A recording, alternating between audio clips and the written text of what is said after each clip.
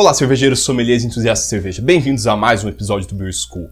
New England IPA, N-E-I-P-A, N-E-I-P-A. O que é essa New England IPA que só se fala nisso agora, pra todo lado? Há 2 meses atrás ninguém sabia o que era e agora só se fala disso. É New England IPA pra cá, New England IPA pra lá. Hoje a gente vai falar sobre o que é uma New England IPA, por que teve esse hype todo em volta dela, como fazer uma New England IPA, o que usar e ver algumas receitas. Mas antes disso, eu vou pedir uma coisa antecipada. Deixa o like já agora, porque a gente, youtuber cervejeiro, enfrenta um monte de canal de youtuber teen do caralho a 4 e é muito difícil ter uma repercussão com esse tipo de público. Então, se você quer expandir um pouquinho a cultura cervejeira, dá uma ajuda aí, não só no Beer School, em qualquer canal cervejeiro.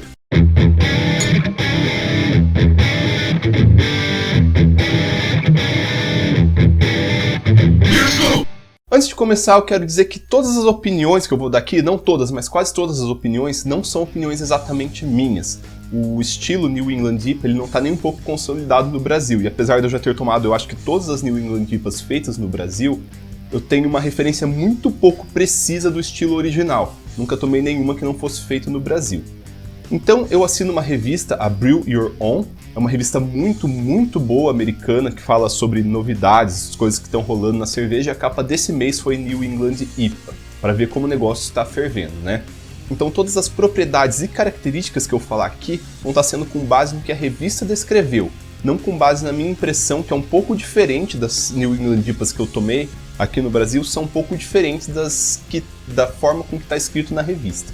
Eu gostei muito mesmo das do Brasil, e foi isso que me incentivou a querer propagar o estilo e tomar essas New England IPAs, porque é perfeito para as coisas que eu gosto. Eu ia fazer um contexto histórico, só que o Bleed do canal Dr. Breja já fez um vídeo sobre New England IPA, então assistam lá depois se vocês se interessarem pelo tema. Ele dá um foco um pouco diferente do nosso, é um foco de sommelier, ele é um sommelier. Então, se você quiser fazer New England IPA, ter uma referência a mais, depois dá uma conferida no canal dele, é muito bom. Antes de falar da New England IPA, vamos falar da IPA, da American IPA que a gente toma. Essa American IPA mais popular aqui no Brasil, ela é um subestilo da American IPA, que é a West Coast IPA, que faz lá na costa oeste dos Estados Unidos, e tem todas essas características que a gente está acostumado, de amargor, de aromas de lúpulo cítrico, adições tardias, dry hopping. Só que do outro lado dos Estados Unidos, lá na costa leste, mais específico na parte nordeste dos Estados Unidos, tinha uma forma diferente de fazer IPA que estava ganhando popularidade. Num pubzinho lá em Vermont começava uma nova revolução dentre as Americans IPA. Surgia a New England IPA. Esse tipo de cerveja ele não era focado no amargor como as tradicionais Americans IPA, mas por outro lado ele era focado no aroma. Tá, a outra era focada no aroma também, mas o principal foco da New England IPA era o aroma. O amargor era algo de segundo plano, uma coisa que dava só suporte para a cerveja não ser doce, adocicada e enjoativa. E os caras levaram tão a sério esse negócio de adicionar lúpulo, que começou a virar um suco de lúpulo a cerveja, chamada Hop Juice. E junto com esse sucão de lúpulo, veio uma turbidez muito grande que deixou a cerveja muito parecida com uma Weiss, assim, na aparência. E essa característica ela é erroneamente associada à levedura. Só que não, a turbidez dela não é exatamente só da levedura. A levedura que usa na New England IPA é até mais floculante do que a levedura que usa na American IPA normal.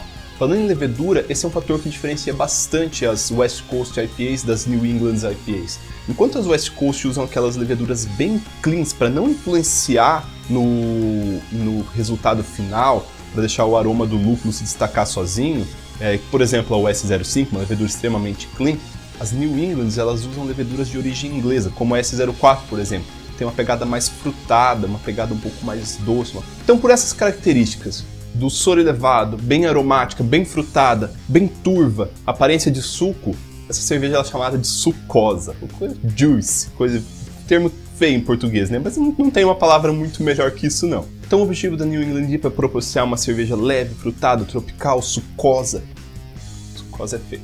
Porém, sem ter aquele amargor rasgante, aquele amargor persistente, aquele amargor ruim que vai ficar aqui na boca e não sai nunca, e fica aquela coisa... Não sei como traduzir esse harsh. Aquele amargor ruim. Então as New England IPAs, elas são IPAs focadas no aroma e no sabor, não no amargor. E isso me interessou muito nessa cerveja. Então vamos ver como fazer essas New England IPAs, o que usar, o que não usar e o que tentar buscar nelas. Beer, beer, beer. I'm going for a beer. Nessa parte as New England IPAs se parecem muito com as West Coast. Elas usam maltes bem neutros, usam maltes que não vão se destacar, maltes bases bem simples. Ali um malte Pale Ale, ou no caso do Brasil talvez uma mistura de Pilsen e Melano, sem ter maltes que vão se destacar muito no aroma, por exemplo, maltes cristais muito escuros. Eles não são indicados porque eles vão roubar a cena. Maltes escuros mesmo, maltes caramelos também, não são indicados, vão roubar a cena. Quem tem que brilhar nesse tipo de cerveja é o lúpulo, ou no caso da New England, o lúpulo e a levedura. Então o malte, ele está ali em segundo plano, dando uma característica ali de panificação, uma característica mais básica. Não tentando roubar a cena como acontece em algumas cervejas, onde o malte é o principal, é o que se destaca. Além dos maltes base, é bastante comum mesmo ter adição de cereais em flocos, como aveia ou como trigo mesmo. Eles vão ajudar a dar uma macieza na cerveja, vão ajudar a modificar um pouco o corpo da cerveja. Só que também eles não são o destaque, eles estão ali como papel secundário. Então você vai usar ali no máximo até 15% do seu grain bill, que é a lista de maltes que você vai usar. Em versões mais alcoólicas, para não ficar muito encorpada, é bem usual colocar alguns açúcares simples. Açúcar mascavo, açúcar de mesa mesmo, mel, alguma coisa que vai, quando metabolizar, virar só álcool. Então isso para versões para 6,5%, 7%, 7,5% de álcool, vai ali 10% do grain bill mais ou menos de açúcar simples para virar só álcool e dar uma secura no final, não ficar uma cerveja muito encorpada. Ela não é uma cerveja com caráter de ser uma cerveja muito encorpada. Talvez a turbidez e a levedura suspensa possam enganar um pouco, mas ela é uma cerveja leve, uma cerveja tropical, uma cerveja refrescante. Então se a versão que você for fazer for muito alcoólica, dá uma mascarada nisso, coloca alguma coisa que vai deixar um final mais seco. Beer, beer, beer. I'm gonna drink some beer. Aqui a New England IPA se diferencia bastante da West Coast IPA. Enquanto a West Coast vai usar aquela levedura clean, que não vai influenciar em nada, a New England vai usar a levedura mais frutada, mais com pegada inglesa. Eu acho que esse hype que deu em torno da levedura aí, que todo mundo quer a levedura da New England IPA, ele tá um pouco supervalorizado, porque dentro das características que ela dá, eu acho que é perfeitamente plausível de substituição pela S04. Não vejo nenhum problema para não substituir ela pela S04 e ter características muito boas. Então quando vocês forem ver as receitas ali, vocês vão ver que tem leveduras adicionais para usar, não só a Conan, que é a mais famosa. A gente pode tentar usar outras, porém todas com características inglesas. Beer, beer, beer. I'm gonna drink some beer. Infelizmente a gente vai ter que falar de coisas avançadas da água antes dos vídeos da série de água terem chegos nele. Porque a água ela tem um papel fundamental na New England IPA. A composição química da água, a relação dos íons tem um papel muito importante. Eu sei que a gente não falou disso ainda, mas existe uma relação sulfato-cloreto, uma divisão entre a quantidade de íons sulfatos e a quantidade de íons cloreto, que ela é muito importante no equilíbrio da cerveja e no que você quer destacar na cerveja. As IPAs tradicionais, que elas têm uma pegada do amargor e o amargor tem que ser destacado, elas têm geralmente uma quantidade de sulfato maior que a quantidade de cloreto. Essa razão, essa divisão, ela fica na ordem assim, de 2:1, 3:1, dependendo do tipo da água, da cerveja que você vai fazer. Isso vai permitir destacar o amargor e a gente conseguir sentir muito melhor a presença do amargor. Já nas New England IPAs, isso não é o desejo, não é o foco. Então se usa água diferente, se usa água onde o cloreto é privilegiado. Essa relação 3:1, 2:1, ela vai cair ali para 1,5:1, 1:1 ou até 1:2. Porque quanto mais elevado o nível de cloreto e menor o nível de sulfato, maior vai ser a maciez da cerveja. A cerveja ser uma cerveja mais macia, que é o foco da New England IPA. Além disso, quando a concentração de cloreto é alta, acima de 250 ppm, o dulçor ele passa a ser bem presente, ele passa a ser bem relevante. E a sedimentação da levedura ela é dificultada. Olha que coisa interessante. Aí vem um dos motivos por essa turbidez característica e clássica das New England IPAs. Beer, beer, beer. I'm gonna drink some beer. Agora, porra, fica séria. Esse tipo de cerveja ela vai muito lúpulo e muito lúpulo caro. É uma cerveja para deixar a gente pobre. Então, começando com o amargor. O amargor, já deu para perceber que ele tem papel secundário na New England IPA, mas a gente precisa de um amargor para equilibrar o dulçor do malte. Então, nesse estilo de cerveja, você tem que usar só lúpulo com alto teor de alfa-ácido para fazer a parte do amargor, para você não inserir muito lúpulo lá. porque uma das características principais que define ela é não ter o harsh, aquele amargor ruim. E esse harsh, um dos motivos, uma das coisas que dá ele é você ter uma quantidade de ervas muito grande, uma quantidade de mata, uma quantidade de lúpulo muito grande que vai liberar fenol em função dessa grande quantidade, dessa grande massa e do tempo prolongado das fervuras. Então a gente tenta diminuir o máximo possível a quantidade de lúpulo de amargor, não só por causa do amargor, mas por causa dos fenóis. A revista ela até indica o uso de extrato de lúpulo para amargar, para você não ter esses fenóis que vão deixar a cerveja esse amargor um pouco mais persistente. Então Magnum, Warrior, Columbus são lúpulos que eu acho que são bem adequados para fazer isso daí. Aí agora vem uma coisa que diverge muito das cervejas das New England IPAs que eu tomei aqui no Brasil, que a revista fala, que é a razão BU-GU. Ela sugere uma razão BU-GU de 0,33. Vocês sabem o que é isso? Se vocês não viram razão BU-GU ainda, procurem no canal. É um termo muito importante, é um parâmetro muito importante, talvez o mais importante para fazer a elaboração de uma receita. 0,33 é equilíbrio de Weiss, é uma cerveja muito adocicada. E todas as que eu tomei aqui, eu vou chutar assim que elas tinham um equilíbrio de 0,6, 0,7, enquanto as American IPAs elas vão ter 8, 0,8, 0,9. Então, eu achei isso bem estranho, ele dá esse parâmetro dessa forma. Inclusive nas receitas que eles sugerem é totalmente o oposto. Mas se tá ali e bate muito com a descrição da cerveja, eu acho que valeria a pena testar.